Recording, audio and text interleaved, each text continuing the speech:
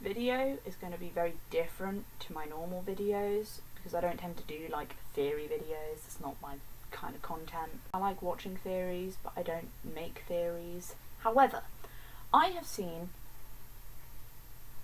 a lot of TikToks about Stranger Things. Just as forewarning, this video will contain spoilers to Stranger Things season 4, the whole of season 4. So this is your spoiler warning, big spoiler warning thing up on screen right now. Okay? Yeah? Yeah? Cool? Cool? You gone? You gone if you don't want spoilers? Awesome. Nice. I am on the side of TikTok of Stranger Things theories and all of that, okay? Now I get a lot of theories about how Eddie will come back. And one of the, if Eddie comes back, how? We saw him die. He bled out by the Demobats.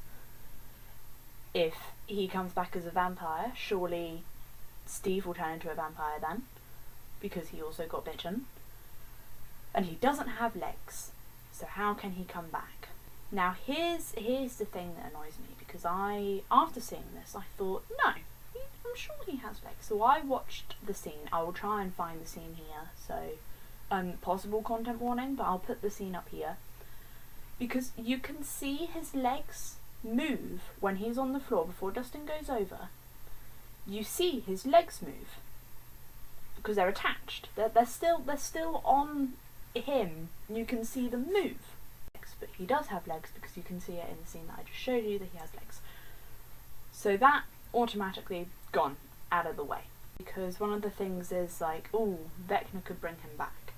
Another theory is that he is number 7, I think it is, number 7, who, because they have slight resemblance and all of that. I don't think that's true.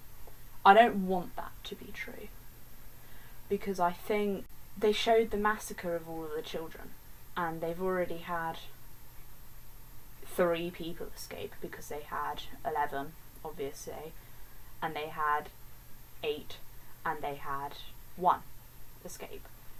That kind of defeats the point of total annihilation and uniqueness if more people live. That's not a massacre. It is, because obviously, you know, still more children died. But I hope that that theory isn't true. The theory that I like the idea of is that he comes back from the dead as a vampire. And one of the things is that surely if he gets powers from the Demobat bites, why doesn't Steve get powers from the Demobat bites? And one of the big things is as well is, you know, Steve technically got attacked by them, but he didn't die by them. Eddie did die by them, so it's the whole Steve got bitten, Eddie did. Why does one gonna come back? Why is one still alive? All of that. So my theory is that the bites of the Demobats do give powers, but only after death. So you see Eddie die, he gets bitten, he dies. I think he's going to come back. Be that a vampire, be that as some sort of weird mutant, I think he's going to come back with powers from the bites from the Demobats. The reason that Steve doesn't have the powers is because he didn't die. It only happens after death.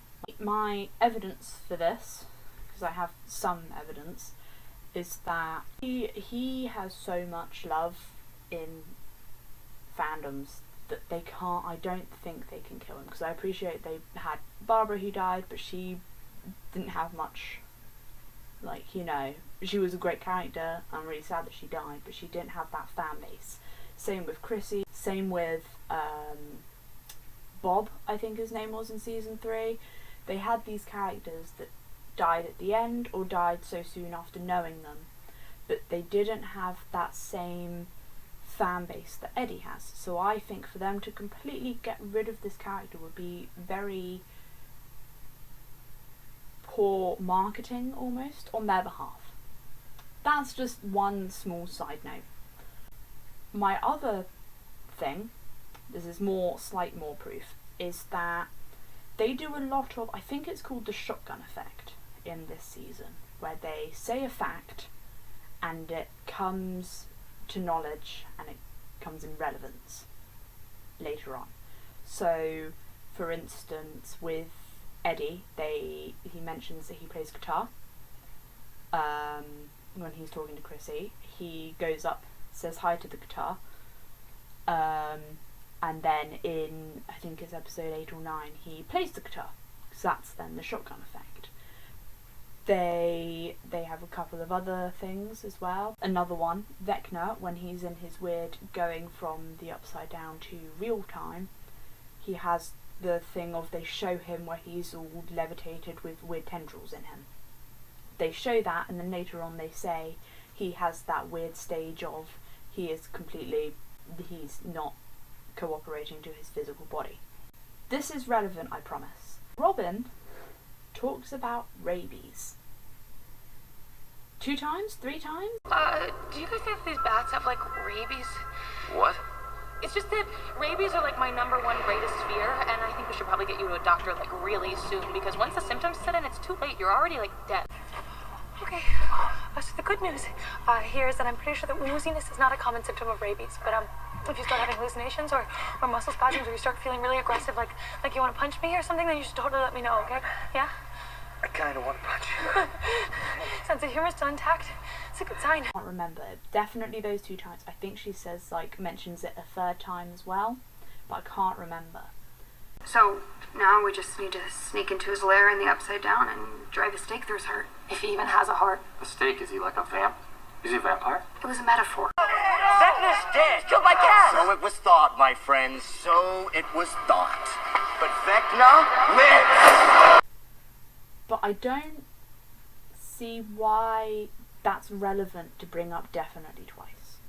If it was just like a one-off thing that she mentions once, it could go with her character, because she's, that's the kind of thing that she'd say, it's the kind of thing that, she'd talk about. But to bring it up twice is unusual, I think, unless there was a purpose behind it. Because if there was, then what if it wasn't rabies as such? It was some sort of power being given from the Demobats.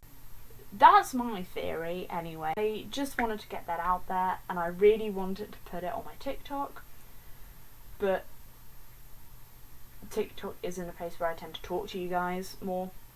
It's more a place that I go on and do funny short videos. This is a place where I can talk to you and sit down and say my ideas.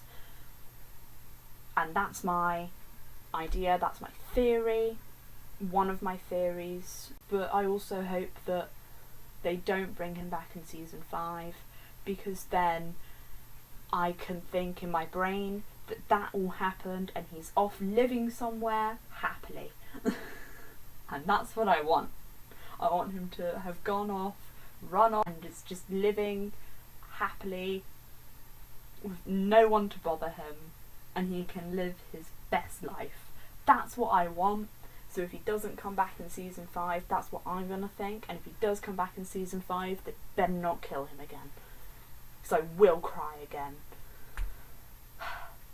I don't think that they should just keep killing characters and then bringing them back. It's one thing that annoyed me with Hopper, is that they just surprise. But if you have any counter arguments, I suppose they are, counter predictions, counter whatever, please let me know. This is definitely not my normal kind of content, but I hope that you enjoy this. I can make it my normal kind of content. If you guys want to see me talk about random theories I have about programs that are in existence, I can bring out my inner map hat and start making random theories about things and do very little research about it, and just kind of brain spew at a camera for 20 minutes. That seems good. I'm fine with that too, So yeah, that, like, subscribe, I'll see you next week. I don't know what video is coming out next week. Bye.